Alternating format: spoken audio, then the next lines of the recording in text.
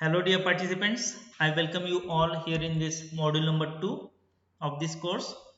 We are starting our lecture number 26 today, and the title of this lecture is Introduction to Hypothesis Testing. Objective of this lecture is to make you familiar with the procedure of hypothesis testing. So let me start this lecture explaining you the difference between sample statistic and population parameter.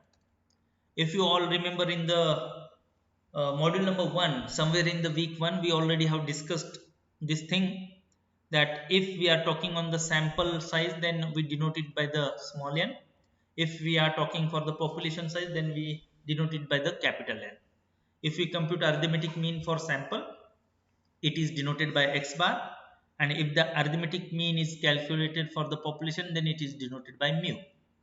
Story is same with the standard deviation, that if we compute standard deviation for sample, it is denoted by S, and if we compute standard deviation for population, it is denoted by sigma.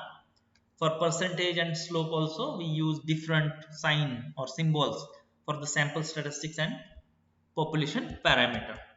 Why it is so important here in the inferential statistic? Because in inferential statistic, we are going to use many terminologies like mu, sigma, x bar, and this S in the hypothesis testing. So let me take you to the meaning of hypothesis testing. What is hypothesis testing?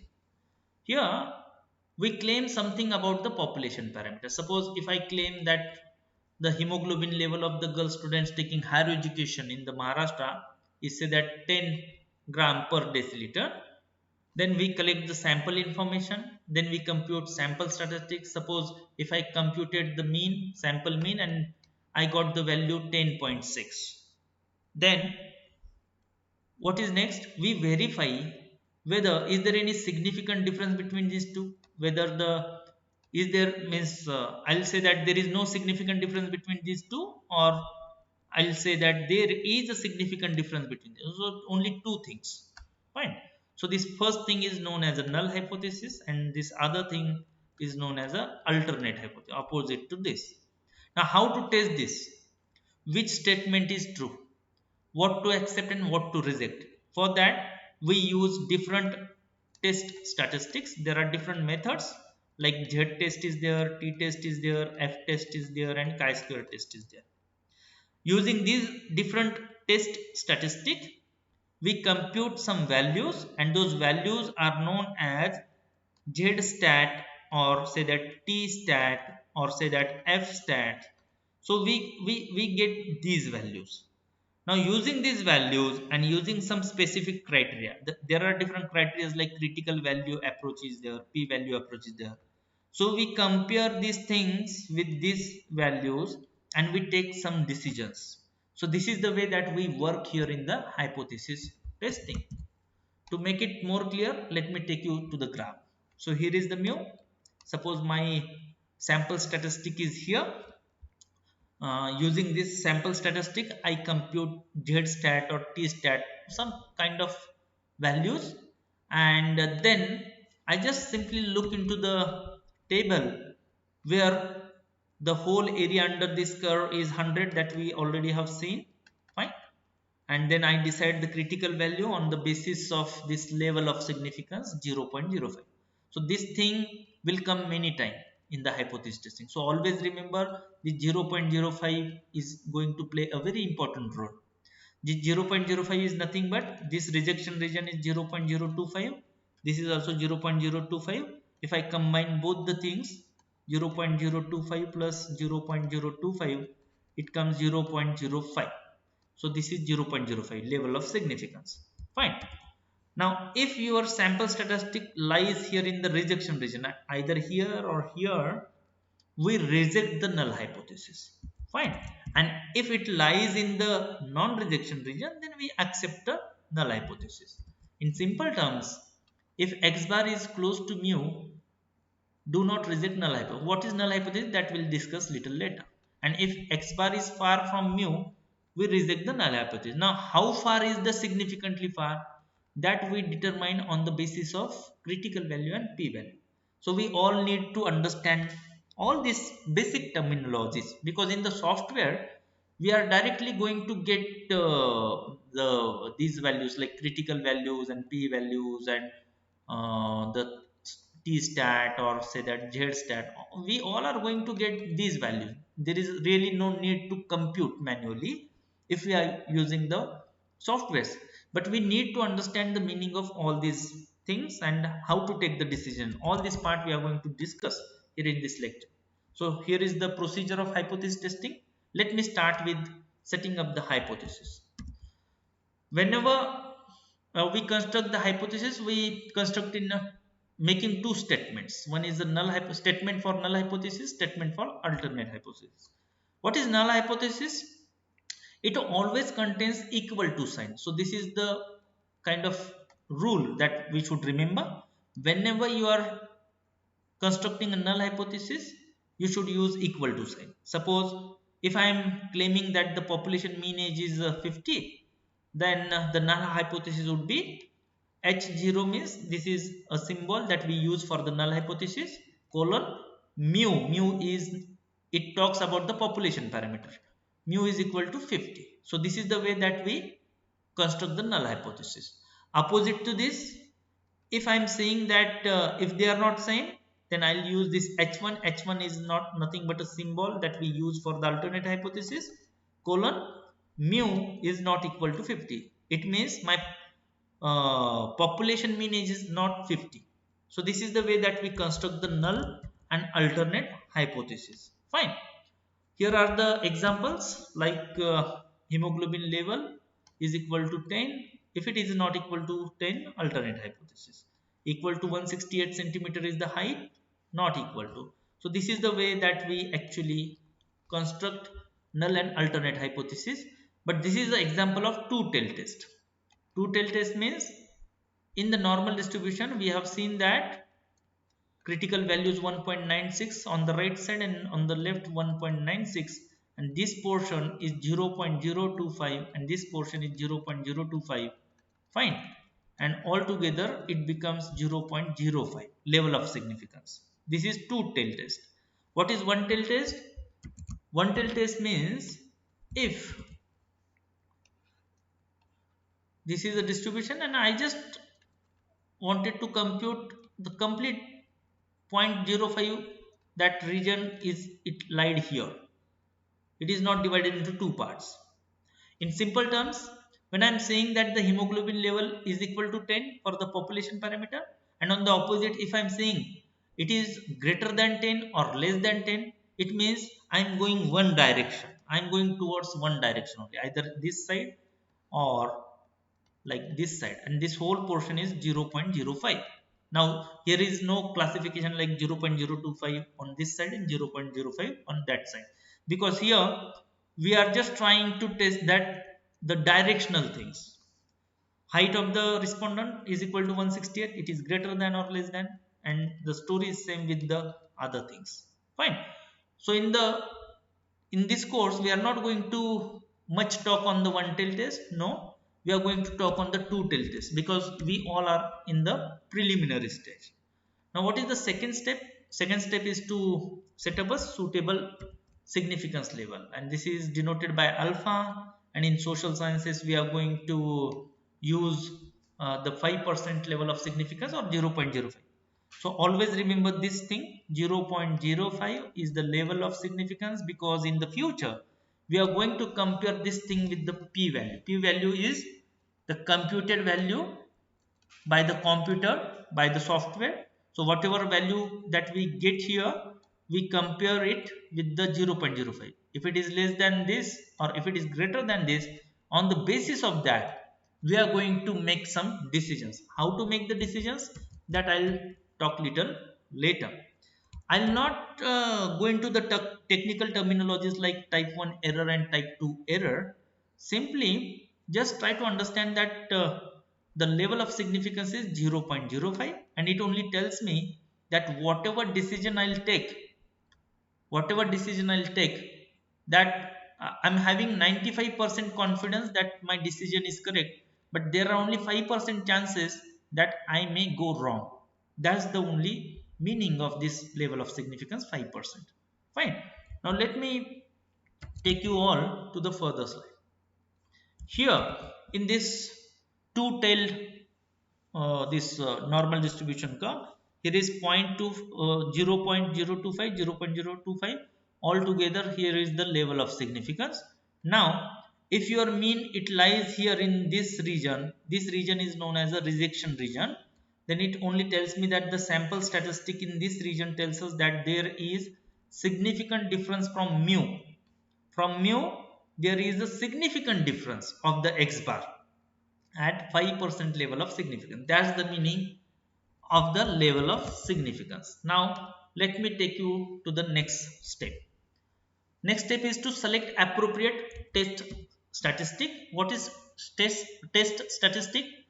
Test statistic is nothing but the different methods using which we can test the hypothesis. So there is a z test, t test, chi-square and others.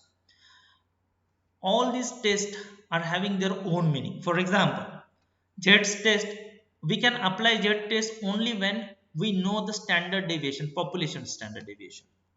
But in the practice, in practical, usually we don't know the standard population standard deviation, and the reason is that when we compute the standard deviation, we need to know each and every value in the population. For example, means if I collect the sample, I know each and every value. But when I'm computing the population standard deviation, do we have the population data? Do we know the hemoglobin level of each and every girl student who is taking the higher education in the Maharashtra? Do we have that data? Because I need to compute the distance of each value from the mean, right? But that data is not there.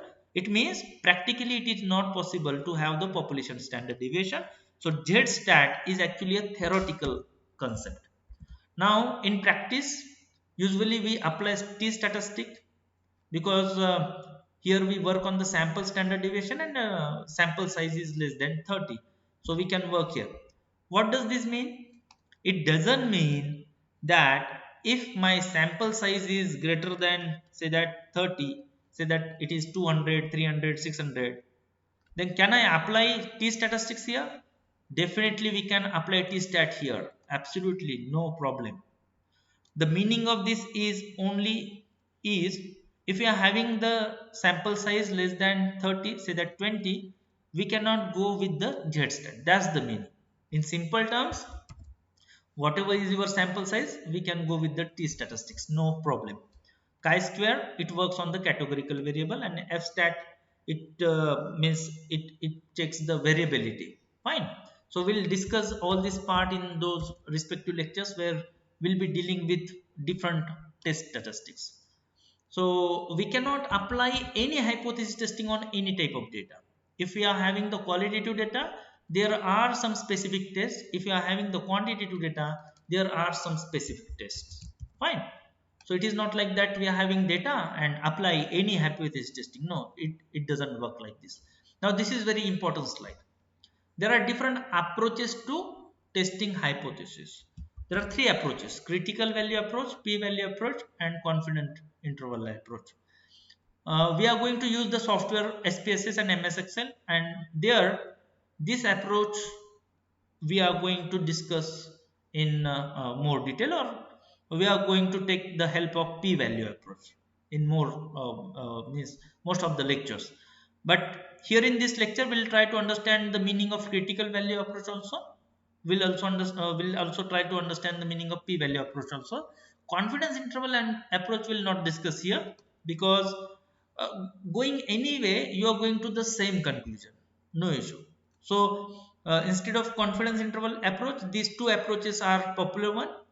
Critical approach, when you are computing the things manually, then usually we work with the critical approach. If we are using the softwares, then usually we go with the p-value approach. That's it. Now come to the critical value approach. How the critical value approach works? Here first we compute the test statistics. As we all know that there are different methods, using different formulas we compute the test statistic. So the value whatever we compute is denoted by this z stat, or say that t stat. Fine. Now we compute some values. Now on the basis of these values, we determine the critical values. Now for the Z-stat, it is already decided that your this minus 1.96 and plus 1.96, these are the two critical values on the basis of which we are going to take the decision. So this is pre-decided thing. But for the T-stat, there is a different technique using which we need to decide these critical values. How to do that? Let's discuss. And finally, we take the decision. Now, here is the example of Z-stat. Let me first concentrate on the Z-stat. Minutes to vaccinate. So here is the population mean, mu is equal to 4.5. I am claiming that the average minutes to vaccinate is 4.5 minutes. And on the opposite, alternate hypothesis is here, average minutes to vaccinate is not equal to 4.5. So I collected the samples. How many sample respondents are there? 25. And I calculated the mean. And here is the standard deviation of this population. So standard deviation is known here in the Z. Fine. Now here is one formula. Using this I compute Z stat. I got the value plus 2.50. Next step is that to determine the critical value. So this is a critical value approach.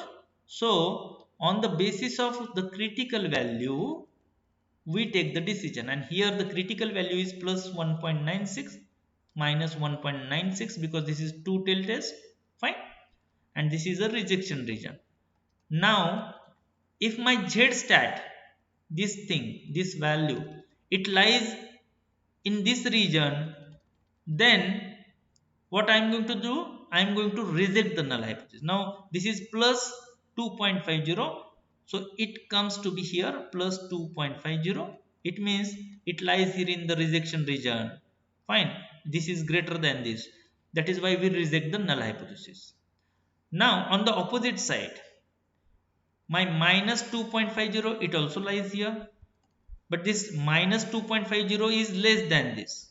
What it means? It means if your critical value, minus critical value, it is less than, it is actually less, not critical, minus critical value. Here is your minus critical value. If your Z stat, fine, it is less than this, we reject the null, Or the other case is that if my Z stat in the opposite side here, it is greater than this on the right side. If it is greater than plus critical value is here, then also we reject null hypothesis and we accept alternate hypothesis. Fine. So this is the thumb rule. This is the way that we accept or reject the null hypothesis manually. Now let me take you to the T statistic. In the T statistic, height of the children, average height of the children that I claim is population height is equal to 120. Here is the alternate hypothesis, it is not equal to 120. Now I collect the sample of 12 children, and here is the mean, and here is the standard deviation for this sample. Fine, not for the population. Again, to test what we are going to test here, this null hypothesis and alternate hypothesis. How to test? I'm going to use the formula. I get the value T stat is equal to minus 1.190. So here is the, say that the T graph or the T, that distribution. Now I have got one value, and that value is minus 1.19. That value is there. But what about the critical value? In the Z distribution, critical value is already pre-decided, and that is 1.96 plus here it is minus 1.96. Now simply the whatever value we compute, we simply look into this where it is light, and accordingly we take the decision. But here the case is different. Here we need to compute critical value using the table. And how to use table? There is one formula that for 0.05, if you remember how the 0.05 is distributed here in the two-tailed test, here this region is 0.025 and this region is 0.025.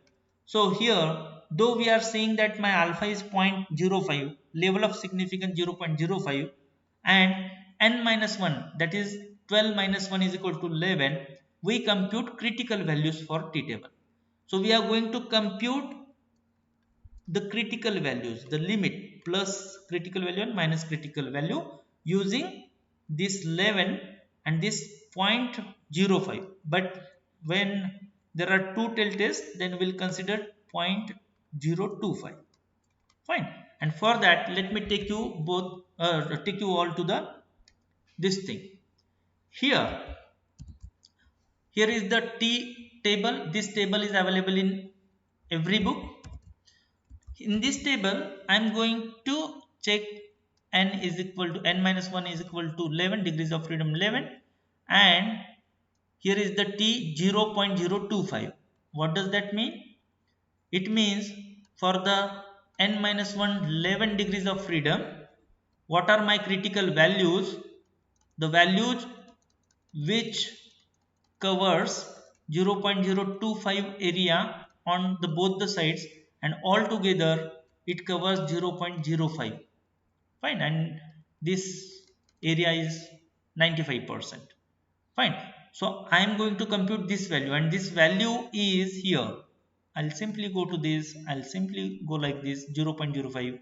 I'll find the value 2.201. So plus 2.201 minus 2.201. So this value I have identified. Now I'll go back, and when I'll go back here, 2.201 is the critical value. So again I'll have to draw this, and here is minus 2.20, correct? This critical value is here, and minus 1.190, it will come somewhere here, minus 1.19. So whether this value is in the rejection region or non-rejection region, it is in the non-rejection region. That is why we do not reject the null hypothesis.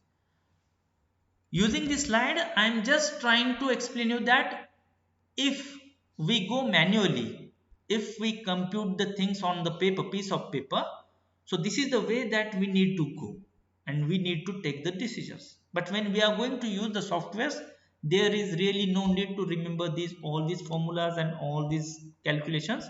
Simply we compare these two numbers. Now where to find these two numbers, that also I'll explain you in those respective lectures. In this lecture, I just want to make you familiar with the process. Now here is the Z statistics. Here you can simply see, here is the critical value and here is the computed value, G stat. So it lies here in the rejection region, or I would say minus 2.50. It is less than minus 1.96. And if you know the basic mathematics, as I move to the right, the higher number is on the right side, correct? That is why minus 2.50 is actually less than this number. This is greater number. Fine. If it lies here, again here you can see that 2.50 is actually Z stat, and it is greater than plus 1.96. So this basic mathematics, don't get confused here. Now let me take you all to the T statistics. Here we have taken one example where we reject the null. We reject the null hypothesis and we accept alternate hypothesis. Now here is the case where we do not reject null. And why we don't reject null? We do not reject null because this T stat is greater than this critical value. This critical value is not fixed. For Z it is fixed. For Z it is fixed. But for T stat we need to compute this. When we are going to use the softwares will give you this value, don't worry. Fine. But the important thing is that how to compare these values, that is the important thing. And when you are comparing these things, there are few thumb rules using which we take the decision. So now let me take you to the p-value approach, the second approach. In the previous 2-3 slides we have seen the critical approach, critical value approach. Now let me take you to the p-value approach. For that, the process is almost means up to the second point process is same. First you need to compute these things, then we need to compute p value, and here is the simplest decision rule, and this is the rule that we are going to talk in the further lectures, because this is the simplest rule. If the p value, whatever the p value that we'll get in the softwares, eh, if it is less than this number, reject null and accept alternate hypothesis. And if this p value is greater than this 0.05, do not reject null.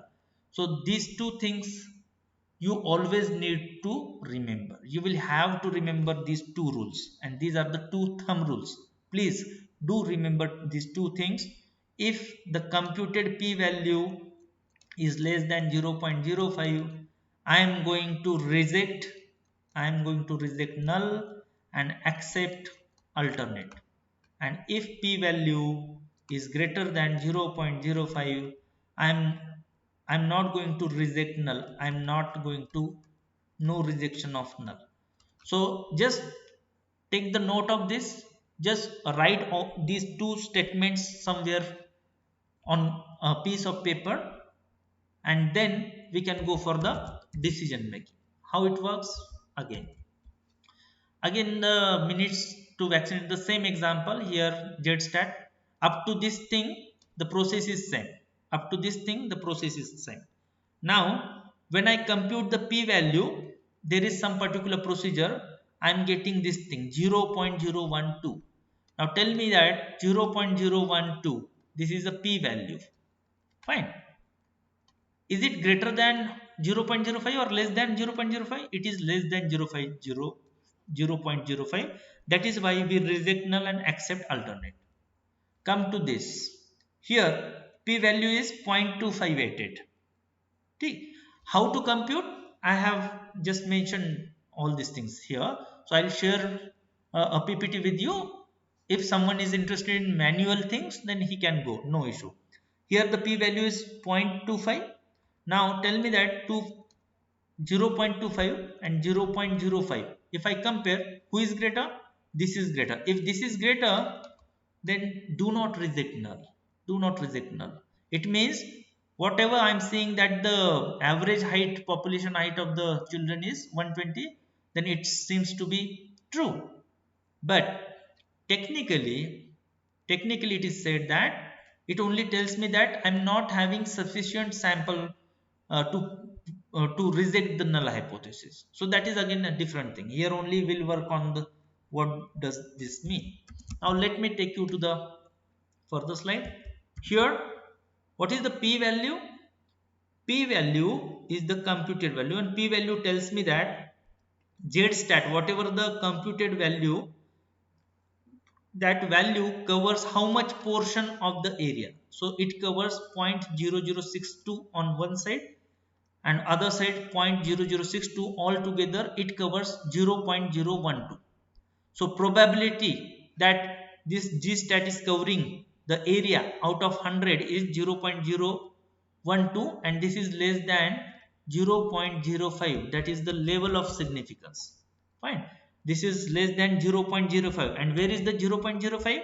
Here it lies. Fine. So whole this area is actually 0.025, 0.025, and altogether this is 0.05.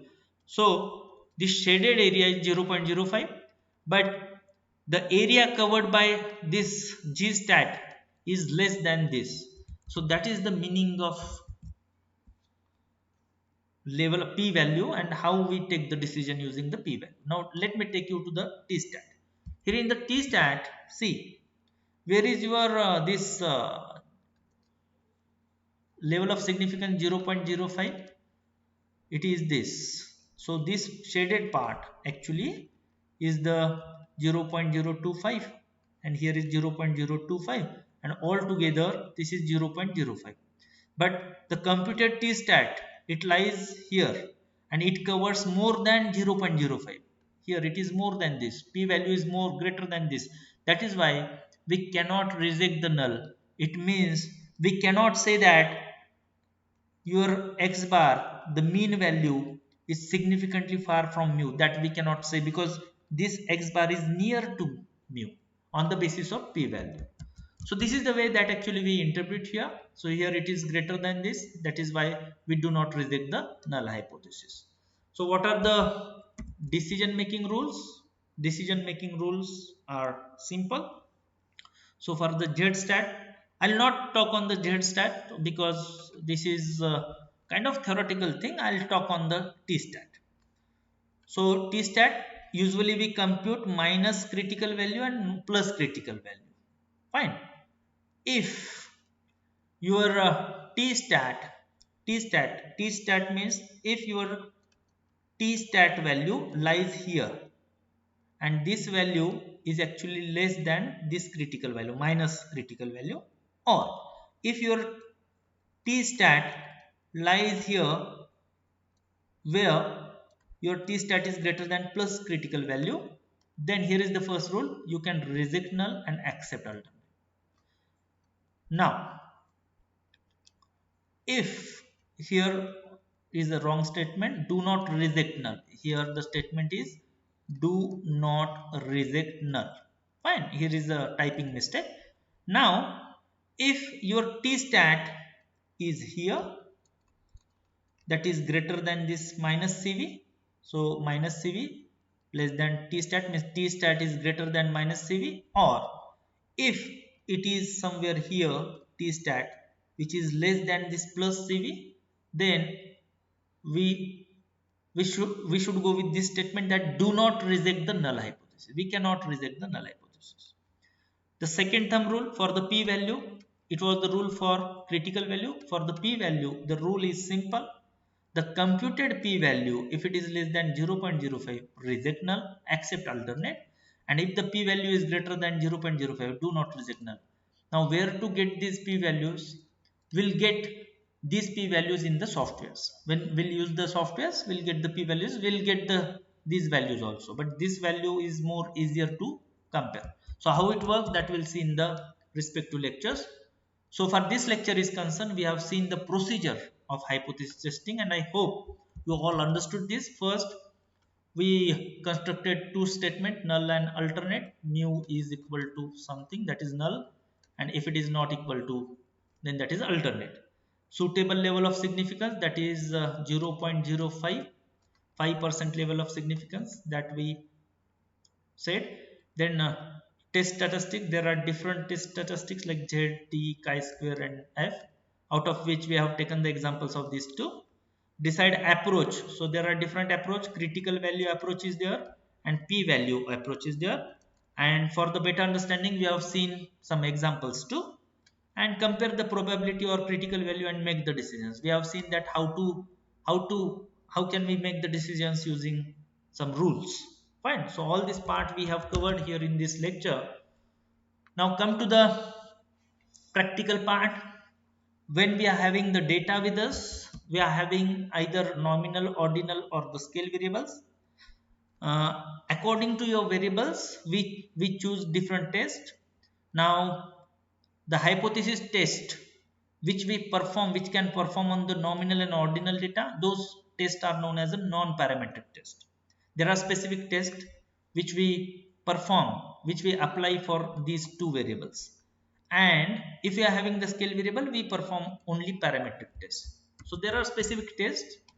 Name of those tests I'll just show you in the next lecture or in this lecture. Let's see. So the difference between parametric and non-parametric is actually associated with the quantitative data. Parametric tests are associated with quantitative data. Non-parametric are associated with qualitative data. Parametric, they actually works on scale variable, interval or ratio. Non-parametric works on nominal and ordinal. Fine. Parametric test, it suits to the randomly selected sample distribution, which is the normal distribution. Fine, and it can work on the large sample data set, whereas the non-parametric, non-randomly selected, like non-probability sampling, as you know from the research methodology, there we can go with the non-parametric, where there is a normal distribution, means there is no normal distribution, absence of normal distribution, For those variables, we can go for the non-parametric test, and we can work on the small sample data set here in the non-parametric test. So these are only the terminologies. Fine.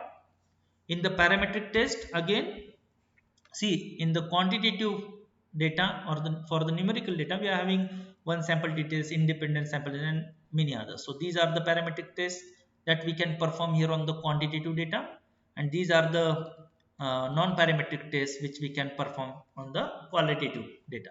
The only difference is that non-parametric only works for the categorical or qualitative data, and parametric test, it works on the quantitative. That's the only difference. Fine. So I hope you all understood the procedure of hypothesis testing. The previous lecture and this lecture was a theoretical lecture. The objective of both the lectures was to make you familiar with the basic terminologies which we use in the hypothesis testing. Fine. In the upcoming lectures, we'll simply see that what is the procedure for the hypothesis testing and how to construct hypothesis in different tests. Till then, we'll stop here. Thank you for attending this lecture. Thank you.